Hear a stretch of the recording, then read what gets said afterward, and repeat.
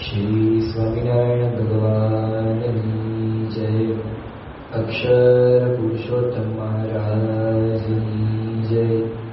ગુણાતીતાનંદ સ્વામી મહારાજની જય. ભગતજી મહારાજની જય. શાસ્ત્રીજી મહારાજની જય. યોગીજી મહારાજની જય.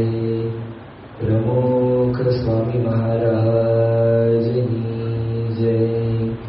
મહંત સ્વામી મહારાજની જય. સુરત અક્ષરધામ મહોત્સવની જય. આજથી આ ચાતુર્માસનો પ્રારંભ થઈ રહ્યો છે. કવિ કાલિદાસે પોતાની એક ઉક્તિમાં લખ્યું છે, ઉત્સવ પ્રિયા ખરુ માનવાહ. એટલે મનુષ્યને એ ઉત્સવ પ્રિય હોય છે. અને આપણે હિન્દુ ધર્મમાં આ સનાતન સંસ્કૃતિમાં આપણે જોઈએ તો પ્રત્યેક માસમાં આપણે કોઈકના કોઈક ઉત્સવ એ ઉજવતા હોઈએ છીએ. આ ઉત્સવ આપણે ઉજવીએ છીએ એ ઉત્સવ કેવળ મનોરંજનના પર્વ નથી. આ ઉત્સવ એ આનંદ ઉલ્લાસના પર્વ નથી, પણ પ્રત્યેક ઉત્સવ એની પાછળ કોઈકના કોઈક મર્મ રહેલો હોય છે. આ પ્રત્યેક ઉત્સવ એ આપણને ઘણું બધું શીખવાડે છે. પ્રત્યેક ઉત્સવ એ આધ્યાત્મિક દ્રષ્ટિએ પણ આગવું અને અનેરું સ્થાન ધરાવે છે. આજથી જ આ ચાતુર્માસનો પ્રારંભ થયો છે અને આ ચાતુર્માસના આ 4 માસ દરમિયાન વિવિધ પ્રકારના ઉત્સવો એ આપણે બધા ઉજવીએ છીએ. પણ આ ઉત્સવોની પાછળ પણ પૌરાણિક કથાઓ રહેલી છે અને એ પૌરાણિક કથા એ સીધા જ આપણા સાથે જોડાયેલી છે. પ્રત્યેક કથા એ આપણને કંઈક ના કંઈક આધ્યાત્મિક માર્ગે આગળ વધવાનો માર્ગ એ ચીંધે છે, આપણને દિશા બતાવે છે. ભગવાન સ્વામિનારાયણે એટલે જ પોતાના આ 30 વર્ષના જીવનકાળ દરમિયાન એમણે આ ઉત્સવોની પરંપરા સર્જી દીધી. પ્રત્યેક ઉત્સવો એમણે ઉજવ્યા અને એ ઉત્સવનું પ્રયોજન દર્શાવતા એમણે ગઢડા પ્રથમના 3જા વચનામૃતમાં વાત કરી છે કે અમે આ ઉત્સવ કરીએ છીએ એની પાછળ એટલું જ પ્રયોજન છે કે ગમે તે હરિભક્ત ત્યાં આવે અને આ ઉત્સવની જો સ્મૃતિ કરે તો એને ભગવાનના ધામની પ્રાપ્તિ થાય છે. શ્રીજી મહારાજે તો ત્યાં સુધી વરદાન આપી દીધું કે ગમે તેવો પાપી જીવ હોય અને એ કદાચ આ ઉત્સવની સ્મૃતિ કરે, કદાચ એને આ સમય ઉત્સવની સ્મૃતિ ન રહી હોય, પણ એ સમય ઉત્સવમાં આવેલા સંતો, બ્રહ્મચારી, હરિભક્તોની જો એને સ્મૃતિ રહે તો અંતકાળે એને ભગવાનના ધામની પ્રાપ્તિ થાય છે. તો આટલું મોટું ફળ એ ભગવાન સ્વામિનારાયણે આ ઉત્સવો પાછળ બતાવ્યું છે. અને ભગવાન સ્વામિનારાયણે પણ પોતાના જીવનકાળ દરમિયાન વિવિધ પ્રકારના ઉત્સવો એમણે ઉજવેલા હતા. આજે આ દેવશયની એકાદશી છે. આ દેવશયની એકાદશીથી લઈ અને દેવકુઠી એકાદશી એટલે કે આષાઢ સુદ એકાદશીથી લઈ અને કાર્તિક સુદ એકાદશી, આ 4 માસનો આ સમૂહ જેને આપણે ચાતુર્માસ કહીએ છીએ, ન કેવળ સ્વામિનારાયણ સંપ્રદાયમાં, ન કેવળ હિન્દુ ધર્મમાં, પણ અન્ય ધર્મમાં પણ આ ચાતુર્માસનું બહુ જ મહત્વ રહેલું છે. આ ચાતુર્માસનો મહિમા એટલે છે કારણ કે આ ચાતુર્માસમાં આધ્યાત્મિક માર્ગે ચાલતા પ્રત્યેક મુમુક્ષોને, પ્રત્યેક સાધકને, પ્રત્યેક તહેવારોમાં, પ્રત્યેક ઉત્સવમાં ભગવાનને પામવાની, ભગવાનને મેળવવાની, પોતાની જાતને ઢંઢોળવાની પ્રેરણા એને પ્રાપ્ત થાય છે. એટલે જ આપણા ઋષિ મુનિઓએ શિયાળાની ઠંડીમાંથી બચવા માટે ગરમ કપડાની શોધો કરી, ઉનાળાની ગરમીમાં રક્ષણ મેળવવા માટે છત્ર અને સુતરાઉ કાપડની શોધ કરી. પણ આપણા ઋષિ મુનિઓએ કોઈ દિવસ વર્ષા ઋતુમાં વરસાદથી બચવા માટેની કોઈ પણ પ્રકારની શોધ નથી કરી. એનું કારણ શું? આપણા ઋષિ મુનિઓ તો હોશિયાર જ હતા, પણ આપણા ઋષિ મુનિઓને ખબર હતી કે આ ચાતુર્માસના 4 માસ દરમિયાન એક જગ્યાએ સ્થિર થઈ અને ભગવાનના ભજન ભક્તિમાં આપણો સમય, આપણું જીવન એ વ્યતીત કરવાનું છે. તો આ ચાતુર્માસ સૌથી પહેલી પ્રેરણા આપણને એ આપે છે કે ભગવાનને પામવા માટે તપ, વ્રત, ઉપવાસ, અનુષ્ઠાન એ આપણે કરવાનું છે. એની શરૂઆત થાય છે આ આષાઢ સુદ એકાદશીથી. આ આષાઢ સુદ એકાદશી સાથે પણ એક કથા જોડાયેલી છે. જ્યારે બલિ રાજા એ પોતે અશ્વમેઘ યજ્ઞ કરતા હતા અને 100 અશ્વમેઘ યજ્ઞ પૂર્ણ થાય ત્યારે ઓટોમેટિકલી એમને ઇન્દ્રની પદવી પ્રાપ્ત થાય. 100મો યજ્ઞ એ ચાલી રહ્યો તો ભરૂચ આગળ પોતે આ યજ્ઞ કરી રહ્યા હતા અને 100મા યજ્ઞની જો પૂર્ણાહુતિ થાય તો ઇન્દ્રાસને ડોલવા માંડે. એટલા બાજુ દેવતા અને ઇન્દ્ર એ બધાને ચિંતા થઈ, બધા ભગવાનની પાસે ગયા અને એ વખતે ભગવાને પોતે વામનજી અવતાર ધારણ કર્યો. વામન અવતાર એટલે એકદમ નાનકડું શરીર ભગવાનનું અને ભગવાનના હાથમાં છત્ર હતું. એ છત્ર લઈ અને ભગવાન ભૃગુકચ્છની આ ધરા ઉપર પધાર્યા અને એ વખતે આ બલિનો યજ્ઞ ચાલતો હતો. યજ્ઞમાં બલિ એવો નિયમ લીધો કે જે કોઈ બ્રાહ્મણ આવે, જે કોઈ યાચક આવે, એ જે માંગે એ આપવું. ભગવાન ત્યાં પધાર્યા. બલિ રાજા ભગવાનને ઓળખી ન શક્યા અને એ વખતે ભગવાને ત્યાં માંગણી કરી. ભગવાને માગ્યું કે મારે 3 પગલા જમીન જોઈએ છે. બલિ રાજાને જો કે એકદમ નાનકડો બાળક અને એના 3 પગલા, આ 3 પગલામાં શું માપશે, એ પોતે શું લેશે? બલિ રાજાને થોડુંક હસવું આવ્યું. આમ આપણે પણ એવું થતું હોય છે કે ભગવાન જ્યારે મનુષ્ય દેહ ધારણ કરીને આવે ત્યારે ભગવાન એ મનુષ્ય જેવા ચરિત્ર કરતા હોય છે, પણ જો આપણે એ ચરિત્રને ઓળખી જઈએ તો આપણે ભક્ત કહેવાઈએ છીએ. પણ એ ચરિત્રમાં જો આપણને મનુષ્ય ભાવ આવે તો ભક્તપણું એ આપણામાં હોતું નથી. ભગવાનના આ ચરિત્રને બલિ રાજા પોતે ઓળખી ન શક્યા અને એ વખતે જ્યારે ભગવાનને 3 પગલા જમીન આપવાની વાત થઈ અને ભગવાન વામનમાંથી વિરાટ થયા. પણ સામે બલિ પણ રાક્ષસ કુળમાં પ્રગટ થયા હોવા છતાં પણ ભક્ત જેવા હતા. ભગવાને વિરાટ સ્વરૂપ ધારણ કર્યું અને ભગવાને પહેલા જ પગલામાં એ સ્વર્ગ લઈ લીધું. એટલે ઇન્દ્રને ચિંતા મટી ગઈ. બીજા પગલામાં ભગવાને આખી પૃથ્વી લઈ લીધી અને ત્રીજું પગલું ભગવાનને ક્યાં મૂકવું એ ભગવાન પોતે વિચાર કરતા હતા. એ વખતે બલિ રાજાએ કીધું કે ત્રીજું પગલું એ મારા માથા ઉપર મૂકો. આ કથાને આપણે આગળ વધારીએ એ પેલા આ પ્રસંગ ઉપર થોડુંક મનન ચિંતન કરીએ તો બલિ આમ છેતરાયો હતો. કારણ કે વામન સ્વરૂપે ભગવાને 3 પગલા પૃથ્વીની માંગણી કરી હતી અને ભગવાન વામનમાંથી વિરાટ થયા. છતાં પણ એણે ભગવાન આગળ કાવા દાવા ન કર્યા. ઘણી વખત આધ્યાત્મિક માર્ગમાં જ્યારે ભગવાનને શોધવા માટે આપણે નીકળીએ છીએ, ભગવાનની પ્રાપ્તિ આપણે કરીએ છીએ, આવા પ્રગટ સંતની આપણને પ્રાપ્તિ થાય છે, ત્યારે લૌકિક માંગણીઓ આપણે ભગવાનની આગળ મૂકી દેતા હોઈએ છીએ અને એ વખતે લૌકિક માંગણી આપણી કદાચ પૂરી ન થાય ત્યારે આપણે પણ મનમાં એવા વિચાર આવે છે કે અત્યાર સુધી મેં આટલી બધી પૂજા પાઠ કરી, માસિક ધર્માદો હું નિયમિત આપતો હતો, રવિ સભા નિયમિત ભરતો હતો, છતાં પણ ભગવાને અને મહંત સ્વામી મહારાજે મારું કાર્ય કેમ ન કર્યું? આ બલિ રાજા આપણને એ શીખવાડે છે કે ભગવાન ગમે તે ચરિત્ર કરે પણ એ ભગવાનમાં કોઈ દિવસ આપણને એવું ન થવું જોઈએ કે આપણે છેતરાઈ ગયા. કારણ કે ભગવાન કેવા છે, ભગવાન બધું જ જાણે છે. એમ બલિ રાજાએ પણ કોઈ ભગવાનની આગળ એવી આર્ગ્યુમેન્ટ ન કરી, ભગવાનની આગળ એવા કાવા દવા ન માંડ્યા કે ભગવાન તમે તો નાના સ્વરૂપે મારી પાસે માગ્યું, હવે તો મોટા થઈ ગયા, આમ કઈ જમીન ન મળે. પણ એણે ભગવાનની બધી જ વાત સ્વીકારી લીધી અને ત્રીજા પગલા માટે બલિ રાજા પોતે નમી ગયા અને ભગવાને એના માથા ઉપર પગલું મૂકી અને એને પાતાળમાં જવા દીધો. એ પોતે પાતાળમાં ગયા પણ ભગવાન એની ભક્તિને વશ થઈ ગયા અને ભગવાને કીધું કે માગ માગ, તું જે માગે હું તને આપું. એ વખતે બલિ રાજાએ ભગવાનને કીધું કે ભગવાન જો તમે મારી ભક્તિથી પ્રસન્ન થયા હો તો મારા દ્વારે તમે અખંડ રહો. રાક્ષસ કુળમાં બલિ પોતે જન્મ્યા હતા પણ એના જીવનમાં ભગવાન પ્રત્યેની ભક્તિ કેવી હતી? કોઈ લૌકિક માંગણી ભગવાન પાસે ન કરી. બાકી માંગવું તો ભગવાન પાસે એવું માગી શકે કે ભગવાન ફરી મને સ્વર્ગ પૃથ્વી બધું પાછું આપી દો, પણ એણે ભગવાન પાસે એવું ન માગ્યું અને ભગવાન અખંડ પોતાની પાસે રહે એવું એણે માગ્યું. એટલે શ્રીજી મહારાજે ગઢડા પ્રથમના 61મા વચનામૃતમાં બલિ રાજાને યાદ કર્યા છે. મહારાજે કીધું કે જેમ બલિ રાજાની કસણી ભગવાને કરી પણ જેમ જેમ ભગવાન એ પોતાના ભક્તને કસડીમાં લેતા જાય, છતાં પણ ભગવાનનો ભક્ત એ ભગવાનની ભક્તિ જો ન મૂકે તો ભગવાન એની ભક્તિને વશ થઈ જાય છે. એમ બલિ રાજાની ભક્તિને પણ ભગવાન એ પોતે વશ થઈ ગયા. હવે ભગવાને તો પોતે વચન આપી દીધું કે અખંડ હું તમારા દ્વારે રહીશ. આ બાજુ લક્ષ્મીજીને પણ ચટપટી ઉપડી.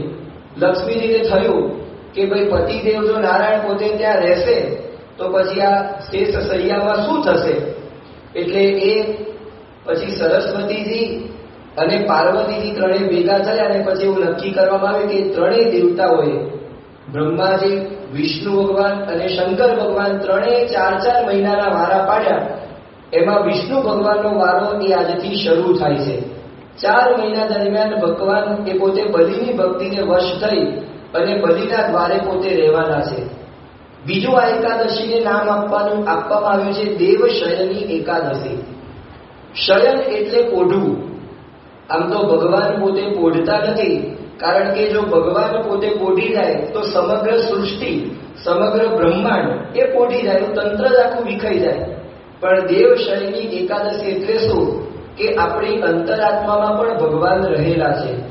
ઘણી વખત આપણા એવા સ્વભાવોને કારણે ભગવાન પોતે પોઢી ગયા હોય છે, પણ આ ચાતુર્માસ દરમિયાન આપણે આ વ્રત, તપ, ઉપવાસ દ્વારા, અનુષ્ઠાન દ્વારા, ભક્તિ સંબંધી યજ્ઞો દ્વારા, આવા નિયમો દ્વારા એ અંતરાત્મામાં રહેલા ભગવાનને જગાડવાના હોય છે. એટલે સાધકની આ શરૂઆત, આ યાત્રાની શરૂઆત આ દેવશયની એકાદશીથી થાય છે. એમાં સાધક એ પોતે ભગવાનને શોધવા માટેનો, ભગવાનને મેળવવા માટેનો પ્રયત્ન કરે છે. પણ એનો પ્રયત્ન કેવો છે? તો પોતાના બુદ્ધિ બળે, પોતાના બળે એ ભગવાનને મેળવવાનો પ્રયત્ન કરે છે. પણ ગુરુ વગર એને ભગવાનની પ્રાપ્તિ થતી નથી. ગુરુ એ ભગવાનને મેળવવાનો માર્ગ બતાવે છે. એટલે જ આષાઢ સુદ એકાદશી પછી આષાઢ સુદ પૂનમના દિવસે આપણે ગુરુ પૂર્ણિમાનો ઉત્સવ ઉજવીએ છીએ. આ ગુરુ પૂર્ણિમાનો ઉત્સવ, એનું બીજું નામ છે વ્યાસ પૂર્ણિમા. કારણ કે વ્યાસજીનો જન્મ એ ગુરુ પૂર્ણિમાના દિવસે થયો હતો. એટલે ગુરુ પૂર્ણિમાને વ્યાસ પૂર્ણિમા તરીકે પણ આપણે ઓળખીએ છીએ. વ્યાસજીના જન્મની કથા પણ એકદમ રોચક છે. વ્યાસજીના પિતા પરાશર ઋષિ હતા અને એ વખતે એક વખત સંધ્યા સમયે પોતે સરસ્વતી નદીના કિનારે આવ્યા. એક કિનારેથી બીજા કિનારે જવાનું હતું. સૂર્યાસ્તનો સમય હતો, એટલે કોઈ નાવિક તૈયાર નહોતા.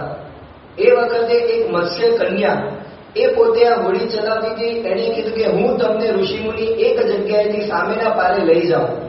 ઋષિ પોતે પરાશર ઋષિ એ હોડીમાં બેઠા અને જેવું મધ્ય એ હોડી પહોંચી, નદીના મધ્ય ભાગમાં હોડી પહોંચી અને એ વખતે આ મત્સ્ય કન્યાને જોઈ અને ઋષિના એ અંતરાત્મામાં વાસના ઉદય થઈ અને એ વખતે પોતાના તપોબળથી એમણે સૂર્યાસ્તનો સમય કરી દીધો અને એ વખતે એમણે ત્યાં આ મત્સ્ય કન્યા સાથે અંગસંગ કર્યો અને એમાંથી જે બાળકનો જન્મ થયો એ પોતે આ વ્યાસજી. આ વ્યાસજી એ પોતે આખા જ હિન્દુ ધર્મમાં બધાના ગુરુના ગુરુ ગણાય છે.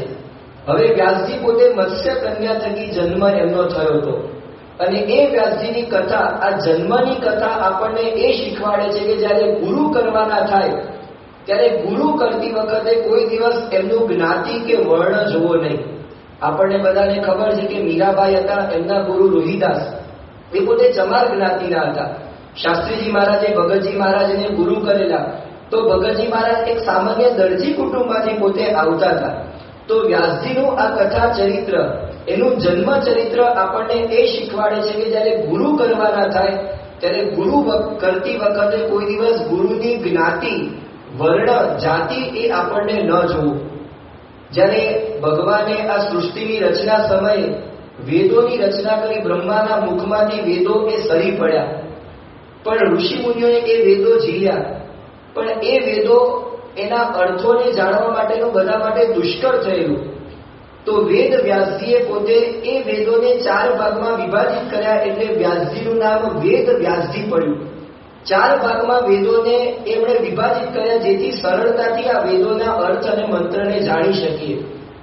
તો વ્યાસજીએ એવું કાર્ય કર્યું કે જે મુશ્કેલીમાંથી પણ લોકોને ઉગારવાનું કાર્ય કર્યું. ગુરુ એ છે કે આપણા જીવનમાં આવેલી ગમે તેવી આફતો હોય, ગમે તેવી મુશ્કેલી હોય, એ મુશ્કેલીમાંથી ઉગારવાનું કાર્ય એ ગુરુ કરે છે. અને ગુરુની સૌથી મોટી વિશેષતા એ છે કે 84 લાખમાંથી આ ગર્ભવાસની ત્રાસમાંથી ઉગારી માયામાંથી બહાર કાઢી અને પરબ્રહ્મના ખોળે બેસાડવા એ ગુરુનું લક્ષણ છે. ત્રીજું, વ્યાસજીએ પોતે ભાગવતની રચના કરી. વ્યાસજીએ પોતે લોક કલ્યાણ માટેના ઘણા બધા કાર્યો કરેલા, છતાં પણ વ્યાસજીના મનમાં એવી મૂંઝવણ રહેતી, વ્યાસજીને અંતરમાં અશાંતિ રહેતી. પોતે આવી રીતે સરસ્વતી નદીના કિનારે બેઠા હતા. એ વખતે નારદજી પોતે ત્યાં આવ્યા, અશાંતિનું કારણ પૂછ્યું. કારણ જાણી અને નારદજીએ વાત કરી કે જ્યાં સુધી તમે પ્રગટ ભગવાનના ચરિત્રોની રચના નહીં કરો, પ્રગટ ભગવાનના ચરિત્રોનું ગાન નહીં કરો, ત્યાં સુધી તમને અંતરમાં શાંતિ નહીં થાય. તો વ્યાસજીનું આ ચરિત્ર આપણને એ શીખવે છે કે એવા ગુરુની પ્રાપ્તિ આપણે કરવી જોઈએ કે જે આપણને પ્રગટ ભગવાનની ઓળખાણ કરાવે, જે આપણને ભગવાન સુધી પહોંચાડે. એવા ગુરુની આપણે પ્રાપ્તિ કરવી જોઈએ, એવા ગુરુનું સેવન કરવું જોઈએ. એ વ્યાસજીનું આ ચરિત્ર આપણને શીખવાડે છે. વ્યાસજીએ પોતે મહાભારતની રચના કરી. એ મહાભારતની રચનામાં વ્યાસજીએ પોતે લખ્યું છે, યતો કૃષ્ણ તતો ધર્મ, તતો ધર્મ યતો ધર્મ તતો વિજય. કૃષ્ણ ભગવાન એ જેના પક્ષમાં હોય ત્યાં જ ધર્મ છે. આ મહાભારત યુદ્ધનો આપણે વિચાર કરીએ તો કૃષ્ણ ભગવાને સામેના પક્ષને મારવા માટે જેટલા કઈ સ્ટેપ બતાવ્યા છે, આપણને એવું જ લાગે એક દ્રષ્ટિકોણથી કે બધું અધર્મ જ છે. પણ વ્યાસજી પોતે સ્પષ્ટ લખે છે, શ્રી કૃષ્ણ ભગવાન જ્યાં છે ત્યાં ધર્મ છે, અને જ્યાં ધર્મ છે ત્યાં વિજય છે. તો જે ભગવાનના સ્વરૂપની સ્પષ્ટ રીતે વાત કરે એ ગુરુ કહેવાય. તો આવા ગુરુનો એ જયંતિ ઉજવવી, એવા ગુરુની પાસે જવું, તો કેવા ગુરુનો સમાગમ કરવો? તો ઉપનિષદ પોતે લખે છે, શ્રોત્રિયમ બ્રહ્મનિષ્ઠ, એટલે કે જે શાસ્ત્રના સકળ સારને જાણતા હોય એવા ગુરુનો સમાગમ કરવો. બીજું, બ્રહ્મ ગુરુ હોવા જોઈએ, એટલે કે અક્ષર બ્રહ્મ ગુરુ હોવા જોઈએ. અને બ્રહ્મનો બીજો અર્થ આપણે જોઈએ તો એ પોતે પરબ્રહ્મની નિષ્ઠાવાળા હોવા જોઈએ. અને નિષ્ઠમ એટલે સતત પરમાત્મામાં એ રમમાણ હોવા જોઈએ. આ જેના પાસે હોય, આ લક્ષણ જેમાં હોય એવા ગુરુનો આપણે આશરો કરવો જોઈએ. એ ગુરુ પૂર્ણિમાનો અવસર એ આપણને શીખવાડે છે. એટલે ભગવાનની પ્રાપ્તિ એ ગુરુ વિના થઈ શકતી નથી. અને એ ગુરુ પણ અક્ષર બ્રહ્મ હોવા જોઈએ, કારણ કે અક્ષર બ્રહ્મ છે એ પરમાત્માને પામવા માટે સેતુ સમાન છે. એ અક્ષર બ્રહ્મ ગુરુનો સમાગમ કરવો, મન કર્મ વચને એ અક્ષર બ્રહ્મ ગુરુની સેવા કરવી, એ આ ગુરુ પૂર્ણિમાનો અવસર એ આપણને શીખવાડે છે. ત્યારબાદ ગુરુ પૂર્ણિમાના અવસર પછી હિંડોળા પર્વની શરૂઆત થાય છે. અષાઢ વદ બીજથી શ્રાવણ વદ બીજ સુધી એ ભગવાનને અલગ અલગ કલાત્મક હિંડોળામાં ભગવાનને બેસાડી અને ભગવાનને ઝુલાવવામાં આવે છે. જ્યારે શ્રી કૃષ્ણ ભગવાન પોતે વૃંદાવનમાં હતા અને એ વખતે ગોપીઓ પણ ભગવાન સાથે અનન્ય નિષ્ઠાથી જોડાયેલી હતી.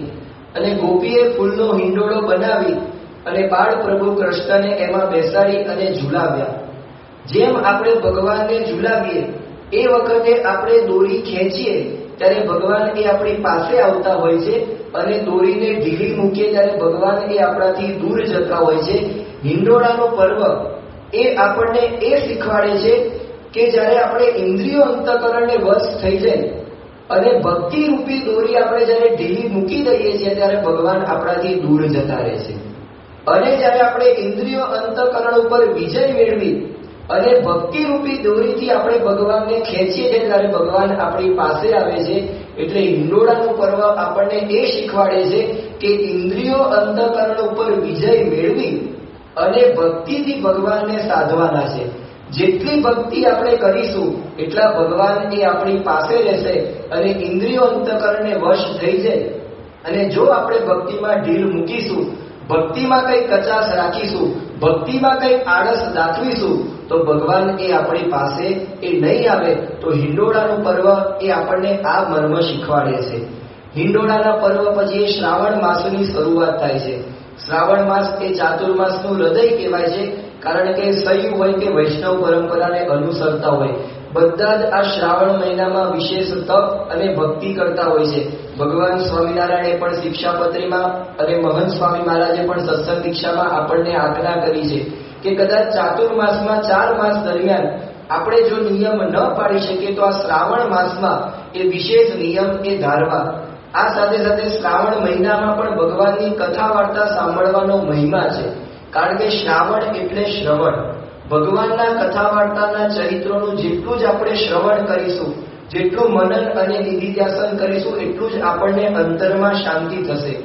એ શ્રાવણ મહિનામાં પણ ઘણા બધા પર્વ અને ઉત્સવો આવે છે. એમાં શ્રાવણ વદ પાંચમનો દિવસ એટલે કે નાગપંચમી.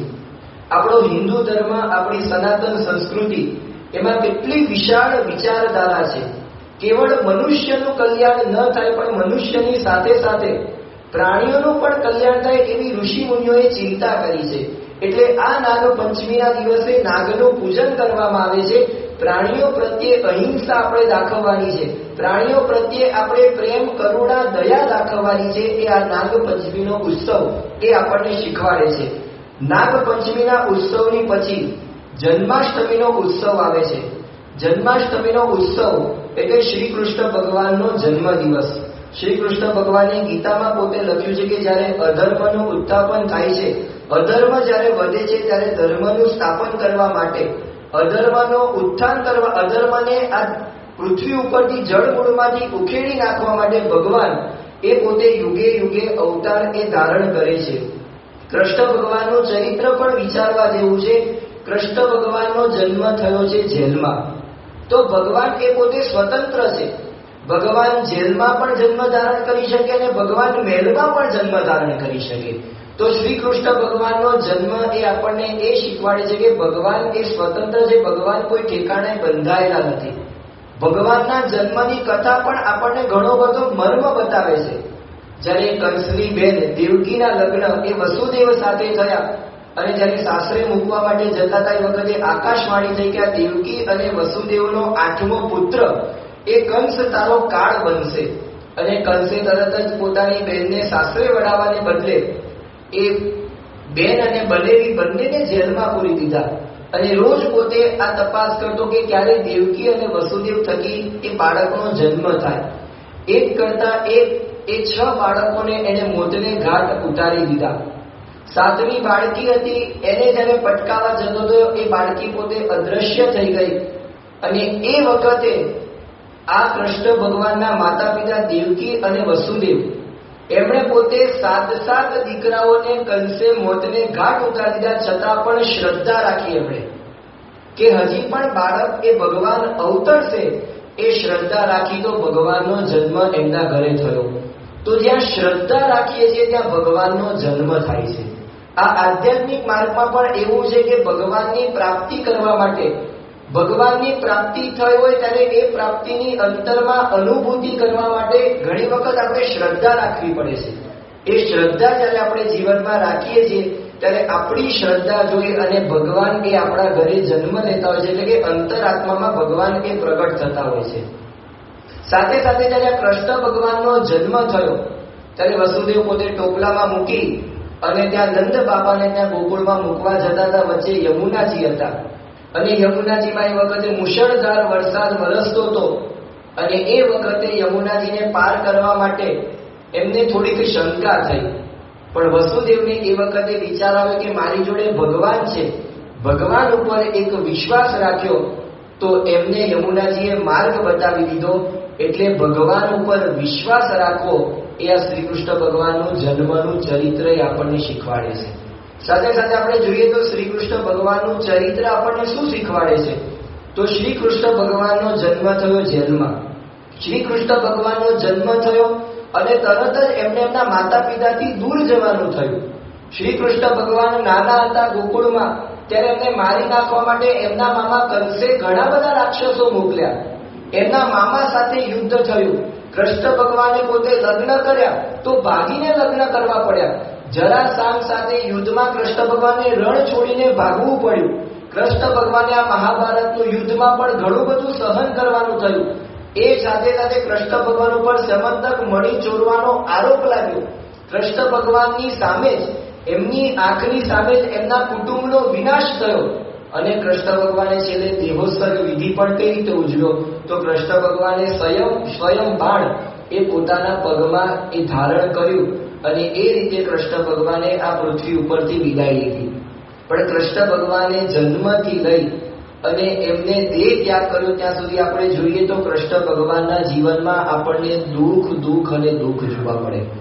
પણ કોઈ દિવસ કૃષ્ણ ભગવાને આ દુઃખને દુઃખ ગણકારી અને બેસી ન રહ્યા, પણ કૃષ્ણ ભગવાને એ દુઃખની સામે લડ્યા. કૃષ્ણ ભગવાન એ દુઃખને હસતા મોઢે સ્વીકાર્યું. એ આપણને ખબર ક્યારે પડે? તો જ્યારે મહાભારતનું યુદ્ધ શરૂ થવાનું હતું અને એનો પહેલો જ દિવસ હતો અને એ વખતે અર્જુને કીધું કે અચ્યુત, તમે આ બંને સેનાની વચ્ચે એ રથને લઈ જાઓ. અને એ વખતે યુદ્ધ શરૂ થવાની ગણતરીની મિનિટો બાકી હતી અને એ વખતે સામેનું દ્રશ્ય જોઈ, કૌરવ પક્ષનું દ્રશ્ય જોઈ અને અર્જુન પોતે રડવા લાગે છે. વ્યાસજી પોતે ગીતામાં લખે છે કે અર્જુન એ પોતે રડે છે અને એવા સમયે શ્રી કૃષ્ણ ભગવાન પોતે હસે છે. યુદ્ધનો સમય છે, ગમે ત્યારે યુદ્ધ એ શરૂ થવાની એ તૈયારી છે, બંને સેનાની વચ્ચે રથ છે, અર્જુન પોતે રડે છે અને શ્રી કૃષ્ણ ભગવાન પોતે હસે છે. અને એ વખતે શ્રી કૃષ્ણ ભગવાન એ અર્જુનને જે શ્લોકો કે છે આપણને બધાને ખબર છે કે શ્રીમદ ભગવદ્ ગીતાનો એ ઉદ્ભવ એમાંથી થયો અને અર્જુનને બેઠા કરી દેશે. તો અર્જુન ઉપર તો હજી કોઈ દુઃખનો પહાડ તૂટ્યો નથી. એ વખતે શ્રી કૃષ્ણ ભગવાનના જીવનમાં ઘણા બધા દુઃખો આવ્યા છે, પણ શ્રી કૃષ્ણ ભગવાનનું ચરિત્ર એ શીખવાડે છે કે આપણા જીવનમાં પણ સુખ અને દુઃખ આવવાનું છે. આપણા જીવનમાં જય પરાજય થવાનો છે. આપણા જીવનમાં માન અપમાને આવવાનું છે. આપણા જીવનમાં હાનિ અને વૃદ્ધિ થવાની છે. એ વખતે દુઃખ હોય કે સુખ હોય, હાનિ હોય કે વૃદ્ધિ હોય, જય હોય કે પરાજય હોય, પણ એ આપણે હસતા મોઢે સહન કરવાનું છે, જેને શ્રી કૃષ્ણ ભગવાને બીજા અધ્યાયમાં સ્થિત પ્રજ્ઞ તરીકે ઓળખાણ આપી છે. તો જન્માષ્ટમીનું ચરિત્ર આપણને એ શીખવાડે છે કે જ્યારે આપણા જીવનમાં શ્રદ્ધા અને વિશ્વાસ હોય ત્યારે આપણા અંતરમાં એ ભગવાન એ પ્રગટ થાય છે. અને સાથે સાથે આપણને એ પણ શીખવાડે છે કે આપણા જીવનમાં ગમે તેવા દુઃખો આવે એ વખતે એવી સમજણનું બખ્તર આપણે પહેરી લેવું કે આપણને એ દુઃખ એ લાગે નહીં. જન્માષ્ટમીના ઉત્સવ એની શ્રાવણ મહિનામાં જ આવો બીજો એક ઉત્સવ એ આવે છે, એ છે શ્રાવણ સુદ પૂનમનો ઉત્સવ, રક્ષાબંધનનો ઉત્સવ. આ રક્ષાબંધન ઉત્સવની પણ કથા બહુ જ રોચક છે, કારણ કે જ્યારે દેવ અને દાનવોનું યુદ્ધ થતું હતું એ વખતે ઇન્દ્રાણીએ પોતે શચીએ એ ઇન્દ્રને હાથે એ રાખડી બાંધી હતી. કુંતીએ પણ મહાભારતના યુદ્ધ વખતે અભિમન્યુના જમણા કાંડે રાખડી બાંધી અને યુદ્ધમાં એનું રક્ષણ થાય એવા આશીર્વાદ આપ્યા હતા. તો રક્ષાબંધનનું પર્વ આપણને એ શીખવાડે છે કે ભગવાન પણ સદાય એ આપણી રક્ષામાં હાજર હોય છે. ગુણાતીતાનંદ સ્વામીની વાતમાં લખ્યું છે કે જેમ પાપણ એ આંખની રક્ષા કરે, હાથ એ કંઠની રક્ષા કરે, માવતર એ દીકરાની રક્ષા કરે, રાજા એ પ્રજાની રક્ષા કરે, એમ ભગવાન એ સદાય આપણી રક્ષામાં હાજર હોય છે. તો રક્ષાબંધનના પર્વના દિવસે ભગવાન એ સદાય આપણી રક્ષામાં હોય છે એવો અનુભવ એ આપણને પણ થતો હોય છે. સાથે સાથે ભગવાન એ પોતે બલિના દ્વારે રોકાયા અને ભગવાન વગર ભક્ત પણ અડધા કહેવાય.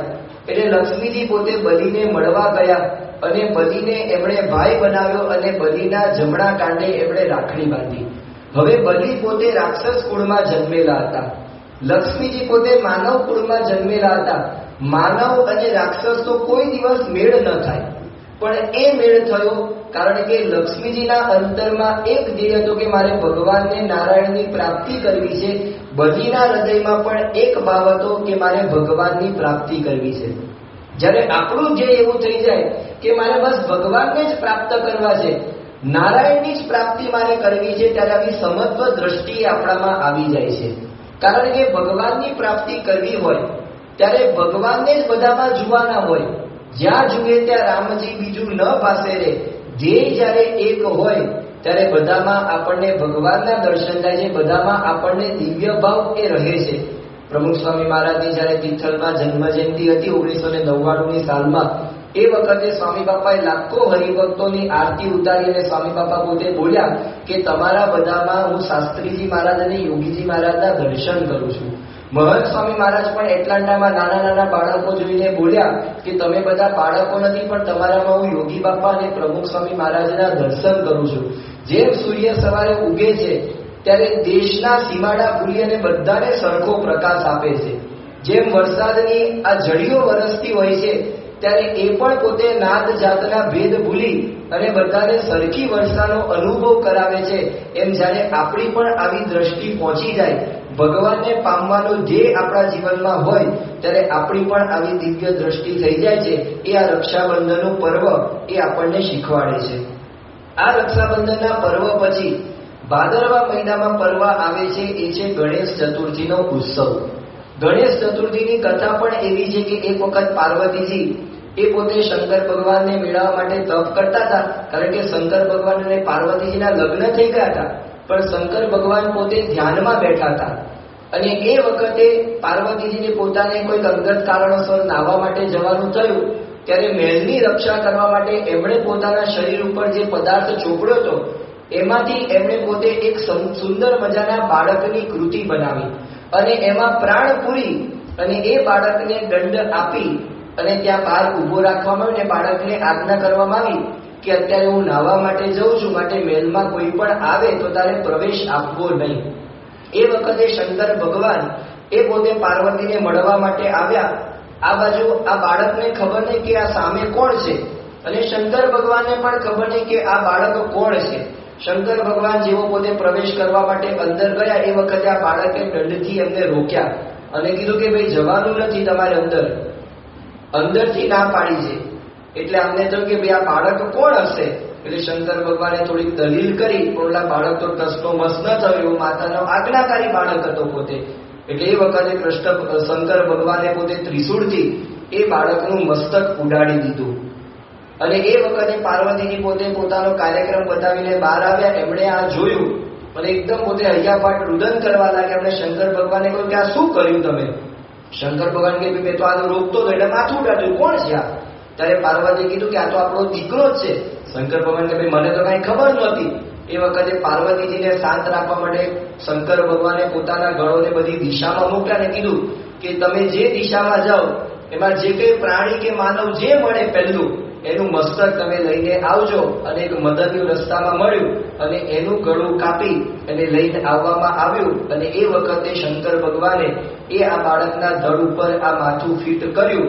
અને એ વખતે શંકર ભગવાન એની આ આજ્ઞા પાડવાની રીત જોઈને, કારણ કે એમની માતાએ કીધું કે કોઈને આવવા ન દેવા, તો સામે શંકર ભગવાન હતા છતાં પણ બાળક પોતે ગભરાયો નહીં અને ભગવાનની આજ્ઞા પાડી.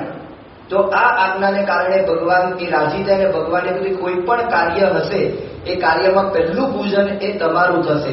શંકર ભગવાનના જે ગણ હતા એ ગણના એમને અધિષ્ઠાતા બનાવવામાં આવ્યા, એટલે ગણપતિ એમનું એ નામ પડ્યું. સાથે સાથે આ ગજનું મુખ લગાવવામાં આવ્યું એટલે એમનું ગજાનન નામ પડ્યું. પણ ગણપતિ ભગવાનનું પણ શરીર એ આપણને બોધ આપે છે. ગણપતિ ભગવાનનું મસ્તક એ વિશાળ હોય છે. વિશાળ મસ્તક એ બુદ્ધિશાળીની નિશાની બતાવે છે. તો ખરેખર બુદ્ધિશાળી કોણ કહેવાય? તો જેની પાસે પૈસા વધારે હોય, જે શાસ્ત્રોના અર્થ જાણતો હોય, જે ખૂબ ભણેલો હોય, એને બુદ્ધિશાળી ન કહેવાય. પણ ભગવાન સ્વામિનારાયણે પ્રથમના 50મા વચનામૃતમાં વાત કરી છે કે કલ્યાણનું જતન કરે એને બુદ્ધિશાળી કહેવાય. તો કલ્યાણનું જતન જે વ્યક્તિ કરે એ બુદ્ધિશાળી કહેવાય. કે આ ગણપતિ ભગવાન આપણને શીખવાડે છે. એમની આંખ એ સૂક્ષ્મ હોય છે, એટલે કે સૂક્ષ્મ દ્રષ્ટિ આપણને શીખવાડે છે. ભગવાનને પામવા માટે બાહ્ય દ્રષ્ટિની જરૂર નથી, પણ સૂક્ષ્મ દ્રષ્ટિની જરૂર છે, એ આપણને શીખવાડે છે. એમનું મોટું પેટ એ આપણને એ શીખવાડે છે કે ગમે તેવા વ્યક્તિના સ્વભાવ હોય એ સ્વભાવો આપણે સહન કરવા. સાથે સાથે રાગ દ્વેષ હોય એને પચાવી જાણવું, એ આપણને મોટું પેટ એ શીખવાડે છે. એટલે કે માફી આપવી અને માફ કરવા અને માફી માગવી, એ આ ગણપતિજીનું પેટ એ આપણને શીખવાડે છે. અને આ વિશાળ કાન એ બહુશ્રુતપણું આપણને શીખવાડે છે. એટલે કે ભગવાનના લીલા ચરિત્રો સાંભળવામાં કોઈ દિવસ આપણે તૃપ્ત ન થવું. જે શ્રીજી મહારાજે મધ્યના 49મા વચનામૃતમાં વાત કરી છે કે ભગવાનના લીલા કથા વાર્તા સાંભળવા અમને પણ તૃપ્તિ થતી નથી અને તમારે પણ કોઈ કાળે તૃપ્ત થવું નહીં. એટલે ભગવાનના લીલા ચરિત્ર સાંભળવામાં એ આપણે હંમેશા નવા ને નવા જ રહેવું, તાજા ને તાજા જ રહેવું, પણ કોઈ દિવસ એમાં તૃપ્તિ ન માનવી, એ આપણને એ શીખવાડે છે. અને આ ગણેશ ચતુર્થીનો પર્વ આપણને એ શીખવાડે છે કે આપણા શરીરમાં પણ ઇન્દ્રિયો રૂપ ગણ રહેલા છે. જે મહારાજે પ્રથમ મધ્યના 45માં વચનના વાક્ય 51 ભૂતોનું ટોળું એ આપણામાં રહેલું છે. આ ઇન્દ્રિયો અંતઃકરણ રૂપી જે ગણ છે, એ ગણના આપણે અધિષ્ઠાતા થઈએ. એટલે કે આપણે દેહ રૂપ માનવાનું નહીં, પણ આત્મા રૂપ માની અને આ ઇન્દ્રિયો અંતઃકરણ રૂપ ગણ ઉપર આપણે જ્યારે વિજય પામીએ, એના પતિ બને, ત્યારે આપણે પણ ખરા અર્થમાં એ ગણપતિ બનતા હોઈએ છીએ. અને જ્યારે આવા ભક્ત આપણે બનીએ છીએ, ત્યારે ભગવાન એ આપણને એવા ભક્તની એ પ્રથમ પૂજા કરતા હોય છે. એટલે ભગવાન પણ એવા ભક્તની માળા ફેરવતા હોય છે. એ આ ગણેશ ચતુર્થીનું પર્વ એ આપણને શીખવાડે છે. ગણેશ ચતુર્થીના પર્વ પછી ભાદરવા મહિનામાં બીજું આવે છે, એ છે જળ જીલની એકાદશી. ભાદરવા સુદ એકાદશીનું આ પર્વ એટલે કે ચાતુર્માસમાં એક્ઝેક્ટ 2 મહિના એ પૂર્ણ થાય છે. ચાતુર્માસનો આ મધ્યાહન સમય છે. એ વખતે ભગવાનને એ જળમાં ઝીલાવવામાં આવે છે. તો ભગવાન એ આપણી નૌકા છે. ભગવાન એક એવા છે કે જે આપણને આ ભવસાગરમાંથી પાર કરાવે છે. એ આ જળ ઝીલણીનો પર્વ એ આપણને શીખવાડે છે. જળ ઝીલણીના પર્વ પછી ભાદરવા વદમાં આવે છે, એ છે શ્રાદ્ધ પર્વ. એ શ્રાદ્ધ પર્વમાં જે મૃત પામેલા હોય એ આપણા પૂર્વજો, એ પૂર્વજોને પિંડનું દાન કરવામાં આવે છે. એમ આ શ્રાદ્ધ પર્વ એ આપણને એ શીખવાડે છે કે આપણે પણ આપણા દેહનું પિંડ કરવાનું છે. એટલે આપણા દેહનું પિંડ આપી આત્મા રૂપે આપણે ભગવાનનું એ ભજન કરવાનું છે. એ આપણને આ શ્રાદ્ધ પર્વ શીખવાડે છે.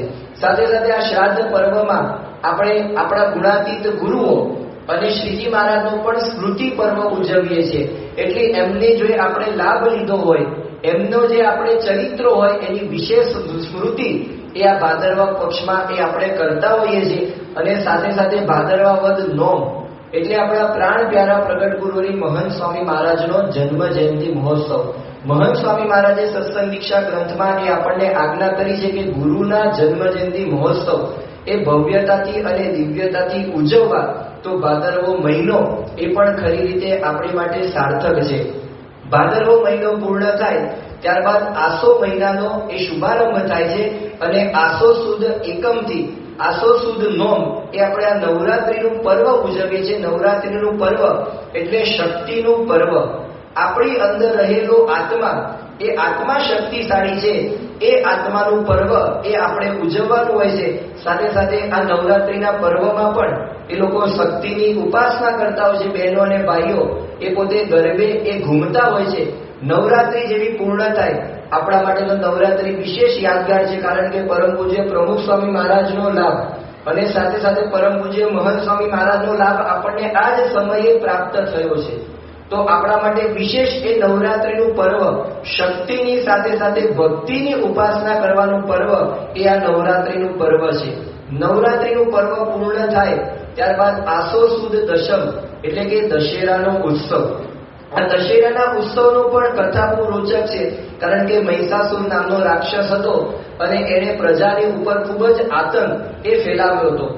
એટલે પ્રજા પણ ત્રાહિમામ પોકારી ગઈ હતી.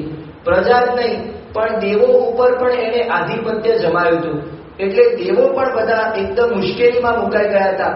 દેવો જ્યારે મુશ્કેલીમાં મુકાય એટલે ભગવાનનું શરણું એ પોતે ગ્રહણ કરી ભગવાનની પાસે ગયા. બ્રહ્મા વિષ્ણુ મહેશ ત્રણેય ભેગા થયા. ત્રણેય મીટિંગ કરી કે ભાઈ આ મહિષાસુરને આપણે વરદાન તો આપ્યું છે, પણ આ મહિષાસુરનો આપણે નાશ કરવો પડશે. અને ત્રણેય પોતાના તપથી એક શક્તિ ઉત્પન્ન એમણે પોતે કરી અને એ શક્તિ એ માતાજીએ પોતે આ મહિષાસુર રાક્ષસનો વધ કર્યો.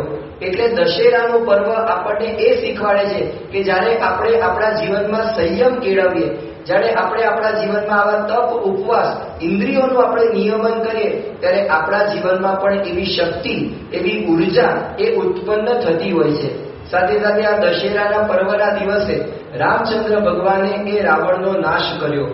ભગવાન સ્વામિનારાયણ જ્યારે ગઢડામાં વિરાજમાન હતા એ વખતે પરમહંસોએ ભગવાન સ્વામિનારાયણે પરમહંસોને પૂછ્યું કે અમે કોઈ આવા રાક્ષસોનો સંહાર કર્યો નથી, છતાં પણ તમે અમને સર્વોપરી ભગવાન કેમ કહો છો? એ વખતે પરમહંસોએ મહારાજને કીધું કે મહારાજ, સૂર્ય પોતે એવું કે હું સૂર્ય નથી તો કેમ મનાય? ભલે તમે અસુરોનો સંહાર નથી કર્યો, પણ અમારી અંદર રહેલી આસુરી વૃત્તિનો તમે નાશ એ કર્યો છે, માટે તમે સર્વોપરી ભગવાન છો. તો સ્વામિનારાયણ ભગવાનથી લઈને આજે મહંત સ્વામી મહારાજ પર્યંત એવા હજારો એકાંતિક હરિભક્તોના આપણને દર્શન થાય છે કે ભગવાન અને સંતના બળે એમણે પોતાની અંદર રહેલી આવી આસુરી શક્તિઓનો એમણે નાશ કર્યો છે. તો દશેરાનું પર્વ આપણને આ શીખવાડે છે. સાથે સાથે આ દશેરાના પર્વના દિવસે શમી પૂજન એટલે કે ખીજડાના ઝાડનું પૂજન કરવામાં આવે છે. રઘુ નામનો એક રાજા હતો ને ખૂબ જ દાનવી હતો, અને એ પોતે એ દાન આપતો હતો. એની ખ્યાતિ છેક સ્વર્ગ સુધી પહોંચેલી હતી. એ વખતે વરતંતુ નામના એક ઋષિ અને એ ઋષિના શિષ્ય કૌત્સ નામના એ શિષ્ય એ પોતે દાન મેળવવા માટે આ રઘુ રાજા પાસે આવ્યા. હવે રઘુ રાજા જયારે આમને દાન આપવા માટે જતા હતા ત્યારે દાન જે પાત્રમાં ભર્યું હતું એ પાત્ર માટીનું હતું. એટલે આ કૌત્સ ઋષિને વિચાર થયો કે આ દાન આ માટીના પાત્રમાં લઈને આવે છે, એટલે મારે જેટલું જોઈએ જેટલું દાન મને અહીંથી પ્રાપ્ત થશે નહીં. એટલે કૌત્સ ઋષિ પોતે ત્યાંથી નીકળવા તૈયાર થયા. રઘુ રાજાએ આ જોયું એટલે રઘુ રાજાએ એમને રોક્યા અને કારણ પૂછ્યું કે તમારે શું જોઈએ છે. એ વખતે કૌત્સ ઋષિએ પોતે વાત કરી કે હું મારા ગુરુ વરતંતુ થકી આ 14 વિદ્યા ભણેલો હતો. 14 વિદ્યા પૂર્ણ થઈ એટલે મારા ગુરુને જયારે ગુરુ દક્ષિણા આપવાની થઈ ત્યારે મારા ગુરુએ કીધું કે તે જે વિદ્યા ગ્રહણ કરી છે વિદ્યાથી મને સંતોષ થયો છે, માટે તારે કોઈ ગુરુ દક્ષિણા આપવાની નથી. પણ કૌશને સંતોષ ન થયો એટલે ફરીવાર આ પૃચ્છા કરી. એટલે વરતંતુ ઋષિ પોતે એકદમ ગુસ્સે થઈ ગયા અને એમણે કીધું કે જા, મેં તને 14 વિદ્યા ભણાવી છે, માટે તું 14 કરોડ સોનામોર એ મને ગુરુ દક્ષિણામાં આપ. હવે આ 14 કરોડ સોનામોર ક્યાંથી પ્રાપ્ત કરવી?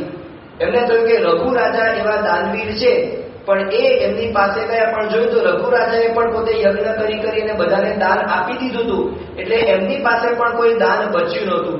પણ રઘુ રાજા પણ એવા દાનવીર હતા. રઘુ રાજાએ પોતે કીધું કે તમે ચિંતા ન કરો, 2 થી 3 દિવસનો મને સમય આપો, અને તમે જે આ 14 કરોડ સોનામોરની માંગણી કરી છે એ 14 કરોડ સોનામોર હું તમને એ આપીશ. અને આ બાજુ પોતે મંત્રીઓ સાથે મંત્રણા કરીને એમાં નક્કી કર્યું કે કુબેર ઉપર આપણે ચડાઈ કરીએ અને કુબેરના ભંડારામાંથી લઈ આપણે આ 14 કરોડ સોનામોર આ કૌત્સ ઋષિને આપણે આપીએ. કુબેરને આ વાતના સમાચાર મળ્યા અને કુબેર પણ એકદમ ગભરાઈ ગયો અને 14 કરોડની સોનામોર એની વર્ષા એને શમી વૃક્ષમાંથી એટલે કે ખીજડાના વૃક્ષમાંથી કરી. બીજા દિવસે જયારે ચડાઈ કરવા માટે આ સૈનિકો બધા જતા હતા અને આ ખીજડાના ઝાડ નીચે એમણે પોતે આ 14 કરોડ સોનામોર એ જોઈ અને કુબેર ઉપર યુદ્ધ કરવાનો વિચાર એ માંડી વાળ્યો. કૌત્સ ઋષિને પણ એમણે 14 કરોડ સોનામોર એ આપી દીધી. એટલે કારણે આ શમી વૃક્ષનું પૂજન કરવામાં આવે છે. આમ જોઈએ તો શમી વૃક્ષ કોઈ ફળ આપણને આપતું નથી, એનો છાંયડો પણ આપણને પ્રાપ્ત થતો નથી, છતાં પણ શમી વૃક્ષનું મહત્વ બહુ છે. કવિ કાલિદાસે પોતે કીધું છે કે ભલે શમી વૃક્ષ બાહ્ય રીતે આવું હોય, પણ શમી વૃક્ષનું લાકડું એ એટલે ઉપયોગી છે કારણ કે એના અંદર રહેલો અગ્નિ.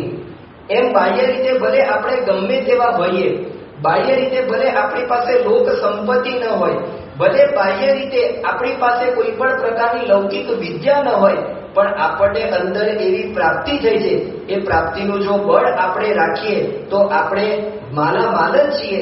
તો એ દશેરાનું પર્વ એ આપણને એ શીખવાડે છે કે આવા ઇન્દ્રિયો ઉપર આપણે વિજય મેળવવાનો છે, એવી શક્તિ આપણે પ્રગટ કરવાની છે કે આપણા જીવનમાંથી આવી આસુરી વૃત્તિ એ જતી રહે. ત્યારબાદ શરદ પૂનમનો ઉત્સવ એ આવે છે, આસો સુદ પૂનમનો ઉત્સવ.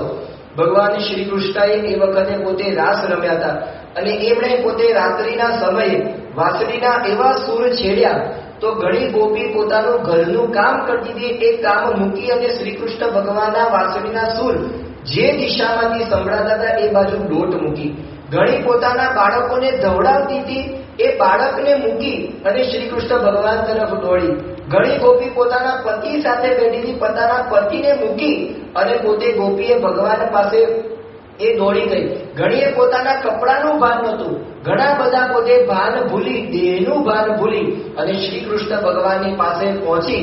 અને શ્રી કૃષ્ણ ભગવાનને પણ થયું કે આ ગોપીનું આટલું બધું સમર્પણ એ મારા માટે છે. અને એ વખતે ભગવાન એ જેટલી ગોપી હતા એટલા રૂપ એમણે ધારણ કર્યા અને ભગવાને અલૌકિક રાસ એ ગોપી સાથે રમ્યા. જ્યારે આપણે પણ દેહનું ભાન ભૂલી અને ભગવાન માટે તન મન ધન ન્યોછાવર કરીએ છીએ, ત્યારે ભગવાન પણ આપણા ઉપર રાજી થતા હોય છે અને ભગવાન પણ પોતાનું અખંડ સુખ એ આપણને આપતા હોય છે. એ આ શરદ પૂનમનો ઉત્સવ એ આપણને શીખવાડે છે. સાથે સાથે શરદ પૂનમ એટલે અક્ષર બ્રહ્મ ગુણાતીતાનંદ સ્વામીનો જન્મદિન. ભગવાન સ્વામિનારાયણ આ પૃથ્વી ઉપર પ્રગટ થયા, પણ એમની સૌથી મોટી કરુણા શું? તો ભગવાન પોતાની સાથે અક્ષર બ્રહ્મને લઈને આવ્યા, રોલ મોડેલ લઈને આવ્યા કે આમના જેવા ભક્ત થઈ અને મારી ઉપાસના કરવાની છે. અને સાથે સાથે આ અક્ષર બ્રહ્મ દ્વારા એ ભગવાન આ પૃથ્વી ઉપર ચિરંજીવ પ્રગટ રહ્યા. ગુણાતીતાનંદ સ્વામી પોતે અહીંયા જુનાગઢમાં જ વાત કરી કે તમારા બધાના દેહ તો 5-10 વર્ષમાં પડી જશે, પણ હું તો ચિરંજીવ છું. તો એ અક્ષર બ્રહ્મની પરંપરા દ્વારા આજે વર્તમાન કાળે આપણને મહંત સ્વામી મહારાજની પ્રાપ્તિ થઈ છે. એ જ અક્ષર બ્રહ્મ જેમાં મહારાજ પોતે સાંગોપાંગ એ રહેલા છે. તો આ અક્ષર બ્રહ્મનો જન્મદિવસ, અને એ અક્ષર બ્રહ્મના જન્મદિવસના દિવસે પણ મહંત સ્વામી મહારાજે આપણી પર વિશેષ કૃપા કરી અને અક્ષર બ્રહ્મ વ્યાખ્યાન માળાનો, અક્ષર બ્રહ્મ જ્ઞાન સત્રનો એ આપણને લાભ એ પ્રાપ્ત એ થાય છે. આ શરદ પૂનમના ઉત્સવ પછી દિવાળી પર્વનો શુભારંભ થાય છે. આશોવદ એકાદશીથી લઈ અને આસોવદ અમાસ સુધી આપણે આ દિવાળીનું પર્વ ઉજવીએ છીએ, જેમાં સૌથી પહેલા રમા એકાદશી આવે છે. ત્યારબાદ વાઘ બારસ, એ વખતે આપણે બધા ચોપડા એ બધા પૂરા કરવાના હોય છે.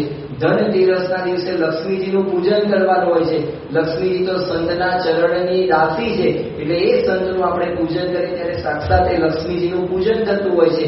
કાળી ચૌદસના દિવસે આપણે હનુમાનજી મહારાજનું એ પૂજન કરતા હોઈએ છીએ. અને આ દિવાળીનું પર્વ એ દિવસે રામચંદ્ર ભગવાન એ પોતે રાવણનો સંહાર કરી અને અયોધ્યામાં પોતે પાછા પધાર્યા. પોતાના પ્રિય ભગવાનને એ પાછા પધારતા જોઈ અને આખી અયોધ્યા નગરી એ પોતે આનંદમાં આવી ગઈ. અને એ અયોધ્યા નગરીમાં બધાએ ઘરે ઘરે દીવડા પ્રગટાવ્યા. એટલે ભગવાન મળ્યાનો આનંદ એ આપણને આ દિવાળીનું પર્વ એ શીખવાડે છે કે ભગવાન હવે મળી ગયા છે. હવે હું કંગાળ નથી, હવે હું ગરીબ નથી, હવે આ ભગવાન મળ્યા છે માટે મારા ભાગ્યનો કોઈ પાર નથી, હું કૃતાર્થ થઈ ગઈ છે. એ આ દિવાળીનું પર્વ એ આપણને શીખવાડે છે. અને આ કૃતાર્થતાનો અનુભવ એ કેવળ આ દિવાળીના પર્વમાં આપણે નથી કરવાનો, કાયમ માટે કરવાનો છે. એટલે જ બ્રહ્માનંદ સ્વામીએ પોતાના કીર્તનમાં લખી કાઢ્યું, રાજ મારે દિન દિન દિવાળી રે. આવા સર્વોપરી ભગવાનની આપણને પ્રાપ્તિ થઈ છે. આવા પ્રગટ ગુરુ સર્વોપરી ગુરુની પ્રાપ્તિ થઈ છે. એ જ આપણા કલ્યાણના કર્તવ્ય છે. એમનો આપણે સમાગમ કર્યો છે, એમના આશરે આયા છીએ. એમણે આપણને કોલ આપ્યો છે કે આપણા બધાનો છેલ્લો જન્મ છે, માટે આપણે બધા કૃતાર્થ થઈ ગયા છે. આ કૃતાર્થતાનો રોજ અનુભવ એ આપણે કરીએ તો આપણા માટે રોજ આ દિવાળીનું પર્વ છે. એ આ દિવાળીનું મર્મ એ આપણને શીખવાડે છે. એટલે પ્રાપ્તિનો કેમ્પ, પ્રાપ્તિની જે અનુભૂતિ, અને મહંત સાહેબ અહીંયા જુનાગઢથી આપણને પત્ર લખી આપે છે કે આપણને જે પ્રાપ્તિ થઈ છે એને આપણે પ્રતીતિમાં ફેરવવાની છે. તો આપણને જે આવી આ સર્વોપરી પ્રાપ્તિ થઈ છે એનો આપણે અનુભવ કરી અને એના જ આનંદમાં આપણે 24 કલાક ગુલતાન રહેવાનું છે. એ પ્રાપ્તિનો કેફ એ અનુભવવાનું પર્વ એ આ દિવાળીનું પર્વ છે. દિવાળીના પર્વ પછી કાર્તિક સુદ એકમના દિવસે આપણે નવા વર્ષની ઉજવણી કરીએ છીએ. અત્યાર સુધી ગયા વર્ષમાં આપણાથી જે કંઈ ભૂલ થઈ હોય, આપણે કોઈના સાથે કોઈ પણ પ્રસંગ બન્યો હોય એ બધું ભૂલી અને નવા વર્ષથી આપણે એવું નક્કી કરીએ છીએ કે હવે મારે ગુરુહરિની પ્રસન્નતા માટે એમણે જે આપેલા નિયમ ધર્મ છે એ નિયમ ધર્મમાં મારે રહેવું છે. સાથે સાથે નૂતન વર્ષના દિવસે આપણે ભગવાન આગળ ભવ્ય અન્નકૂટ પણ રચીએ છીએ. ભગવાન એ આપણને અનેક ગણો કરીને પાછું આપે છે. જ્યારે ખેડૂત એ પોતે એક દાણો જમીનમાં નાખે છે, પણ ભગવાન એને અનંત દાણા કરીને પાછા આપે છે. એ વખતે ખેડૂત અને બધા લોકો આનંદમાં આવી અને ભગવાનને વિવિધ પ્રકારના વ્યંજનો પણ એ ધરાવે છે. સાથે સાથે દિવસે ગોવર્ધન પૂજા થાય છે. કારણ કે વૃંદાવનમાં જ્યારે શ્રી કૃષ્ણ ભગવાન હતા અને એ વખતે બધા ઇન્દ્રની ઉપાસના કરતા. નવા વર્ષનો દિવસ આવ્યો ત્યારે કૃષ્ણ ભગવાને કીધું કે આ વખતે કોઈએ ઇન્દ્રની પૂજા કરવાની નથી. ઇન્દ્રને આ સમાચાર મળ્યા ને ઇન્દ્ર એકદમ કોપાયમાન થઈ ગયા અને એમને થયું કે આ બધાને મારે સબક શીખવાડવો પડશે અને અંધરાધાર વૃષ્ટિ એમના વૃંદાવન ગોકુળ ઉપર કરી. એ વખતે શ્રી કૃષ્ણ ભગવાને બધાને કીધું કે કોઈ ગભરાશો નહીં. અને કૃષ્ણ ભગવાને ટચલી આંગળીએ એમણે ગોવર્ધન પર્વત ઉપાડીને બધાને કીધું કે આની નીચે તમે આવી જાઓ. આ પર્વ દ્વારા, આ કથા દ્વારા કૃષ્ણ ભગવાને આપણને એ શીખવાડે છે કે સર્વોપરી ભગવાનનો આશરો કરવો. બીજા કોઈનો આશરો આપણા જીવનમાં ન હોવો જોઈએ. બીજાનો જ્યારે આપણે આશરો કરીએ ત્યારે આપણને એવું ફળ પ્રાપ્ત થતું હોય છે અને જ્યારે સર્વોપરી ભગવાનનો આપણે આશરો કરીએ છીએ ત્યારે આપણને અક્ષરધામની પ્રાપ્તિ થાય છે. એ ગોવર્ધન પૂજા આપણને શીખવાડે છે. ત્યારબાદ નૂતન વર્ષ પૂરું થાય ત્યારે આસો સુદ એકાદશીનો દિવસ એટલે કે ચાતુર્માસનો આ અંતિમ દિવસ, જેને આપણે દેવ દિવાળીના પર્વ તરીકે ઉજવીએ છીએ, જેને આપણે દેવ ઉઠી એકાદશી તરીકે ઉજવીએ છીએ, જેને આપણે પ્રબોધિની એકાદશી તરીકે આ ઉત્સવને ઉજવીએ છીએ. એ દિવસે દેવો પણ ચાતુર્માસના પ્રારંભમાં ભગવાનને ખોજ કરવા માટે નીકળ્યા હતા અને આ દેવ દિવાળીના દિવસે એ ભગવાનની ખોજ એમની પૂર્ણ થાય છે. ભગવાન મળ્યાનો આનંદ એ દેવોને થાય છે. એટલે દેવો પણ પોતે સ્વર્ગમાં દીવડા પ્રગટાવે છે, એટલે દેવ દિવાળી તરીકે ઓળખાય છે. સાથે સાથે એ દિવસે ભગવાન આગળ વિવિધ શાકની હાટડી પણ રચવામાં આવે છે. આપણા અંતરમાં રહેલા ભગવાન હવે આપણને મળી ગયા છે. એ ભગવાન, એની પ્રાપ્તિ આપણને થઈ ગઈ છે. એ દેવ દિવાળી આપણને શીખવાડે છે. સ્વામિનારાયણ સંપ્રદાયમાં પણ આ દેવ દિવાળી કાર્તિક સુદ એકાદશીનું મહત્વ બહુ છે. કારણ કે ભગવાન સ્વામિનારાયણ એમને આ જ દિવસે દીક્ષા આપવામાં આવી હતી અને સહજાનંદ અને નારાયણ મુનિ એવા બે નામ આપવામાં આવ્યા.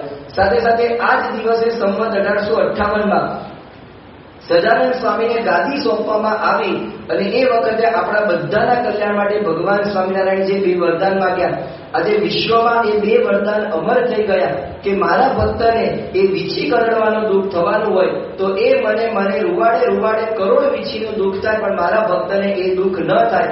અને મારા ભક્તના ભાગ્યમાં જો રામપાત્ર માગવાનું લખ્યું છે એ ભીખ હું માગું, પણ મારો ભક્ત અન્ન વસ્ત્રે દુઃખી ન થાય. આ બંને માંગણી એ ભગવાન સ્વામિનારાયણે આપણા માટે એમના ગુરુની પાસે માગી. સાથે સાથે પ્રમુખ સ્વામી મહારાજને પણ પાર્ષદી દીક્ષા એ આ જ દિવસે અમદાવાદમાં આપવામાં આવી હતી. તો આ રીતે આ દેવ દિવાળીનું પર્વ છે. ચાતુર્માસની શરૂઆત થાય છે ભગવાનના ખોજથી. ભગવાનની ખોજ આપણે કરવાની છે, પણ ભગવાનની ખોજ એ ગુરુ વગર શક્ય નથી. એટલે ગુરુ પૂર્ણિમાનો ઉત્સવ એ આપણને એ શીખવાડે છે કે જ્યારે આધ્યાત્મિક માર્ગમાં આપણે ભગવાનને મેળવવા છે ત્યારે ભગવાન એ એમને આપણને પ્રાપ્ત થતા નથી, પણ ભગવાનને મેળવવા માટે એવા અક્ષર બ્રહ્મ ગુરુની જરૂર છે. અક્ષર બ્રહ્મ ગુરુ મળ્યા પછી પણ આપણે અમુક ગુણો એ સિદ્ધ કરવાના છે. એટલે આપણને હિંડોળા પર્વ એ શીખવાડે છે કે ઇન્દ્રિયો અંતઃકરણ ઉપર વિજય મેળવી અને આપણે ભગવાનને મેળવવા માટે ગુરુની આજ્ઞા પ્રમાણે ભક્તિ કરવાની છે. નાગપંચમીનો પર્વ એ આપણને એ શીખવાડે છે કે આપણા જીવનમાં અહિંસા, દયા, પ્રેમ, કરુણા એ દાખવવાની છે. રક્ષાબંધનનો પર્વ એ આપણને એ શીખવાડે છે કે સમત્વ દ્રષ્ટિ એ આપણા જીવનમાં એ કેળવવાની છે. જન્માષ્ટમીનું પર્વ આપણને એ શીખવાડે છે કે ભગવાનને મેળવવા માટે ગુરુની આજ્ઞા પ્રમાણે શ્રદ્ધા રાખવાની છે અને ગુરુના વચનમાં વિશ્વાસ એ રાખવાનો છે. આપણને ગણેશ ચતુર્થીનું પર્વ એ શીખવાડે છે કે આવી કલ્યાણને અર્થે જ આપણી બુદ્ધિ વાપરવાની છે, બાકી બીજી બધી જગ્યાએ બુદ્ધિને તાળું મારવાનું છે. જળ જીલણીનું પર્વ એ આપણને એ શીખવાડે છે કે ભગવાન સિવાય મારા જીવનમાં કોઈ બીજું તારણહાર છે નહીં. નવરાત્રી અને દશેરાનું પર્વ આપણને એ શીખવાડે છે કે આપણે ઇન્દ્રિયો અંતઃકરણ ઉપર વિજય મેળવી આપણી અંદર રહેલા સ્વભાવો એને દૂર કરવાના છે. આત્મારૂપ થઈશું, બ્રહ્મરૂપ થઈશું ત્યારે આપણા અંદરથી એ સ્વભાવો એ દૂર થતા હોય છે. અને દિવાળીનું પર્વ એ શીખવાડે છે કે આવા સાચા ગુરુ આપણને મળ્યા હોય, આવા ગુણો આપણે આપણા જીવનમાં સિદ્ધ કર્યા હોય અને આપણે બ્રહ્મરૂપ થયા હોય ત્યારે પ્રગટ ભગવાનની પ્રાપ્તિનો આનંદ એ આપણને અહોનિશ વર્તાતો હોય છે. એમ ભગવાનને શોધવાથી લઈ અને ભગવાન મળ્યા સુધીનો આનંદ એ આ ચાતુર્માસના પ્રત્યેક તહેવારો, પ્રત્યેક ઉત્સવો આપણને શીખવાડે છે. પણ આ કેવળ ચાતુર્માસ પૂરતું નથી. આપણા માટે તો એવા ગુરુ આપણને પ્રાપ્ત થઈ ગયા છે, જે અક્ષર બ્રહ્મ ગુરુ છે, જે અખંડ પરબ્રહ્મના સુખનો અનુભવ પોતે કરે છે અને બીજાને કરાવે છે. એવા ગુરુની પ્રાપ્તિ થઈ છે. માટે આપણા માટે તો ગુરુની પ્રત્યેક આજ્ઞા એ જ આંતર ખોજનું પર્વ છે. આપણા માટે તો પ્રત્યેક ઉત્સવ, ન કહેતા ચાતુર્માસ, પણ પ્રત્યેક ઉત્સવ એ આ રીતે આંતર ખોજનું પર્વ છે. આવા ગુરુની પ્રાપ્તિ આપણને થઈ ગઈ છે. એમનામાં આપણે શ્રદ્ધા રાખવાની છે, એમના વચનમાં વિશ્વાસ રાખવાનો છે, અને એમણે જે કહેલા ગુણો એ આપણે આપણા ગુણો એ જીવનમાં સિદ્ધ કરવાના છે. આત્મા રૂપે થઈ અને આપણે પરમાત્માની ભક્તિ કરવાની છે. અક્ષરમ અહમ પુરુષોત્તમ દાસોસ્મી એવું માની અને ભગવાનની ભક્તિ કરવાની છે. અને એવા ગુરુની આપણને પ્રાપ્તિ થઈ છે. અખંડ એનો આનંદ, અખંડ એનો કેફ એ આપણે અનુભવવાનો છે. તો આવું આ ચાતુર્માસનો પર્વ અને એનો મર્મ છે. આવો મર્મ પણ આપણા જીવનમાં દ્રઢ થાય, આવા પ્રગટ ભગવાનની આપણને પ્રાપ્તિ થઈ છે. તો આપણે પણ એનો અખંડ અનુભવ કરી શકીએ એવી બળ બુદ્ધિ શક્તિ આપણને સૌને આપે એ જ એમના ચરણોમાં પ્રાર્થના. શ્રી સ્વામિનારાયણ ભગવાન જય.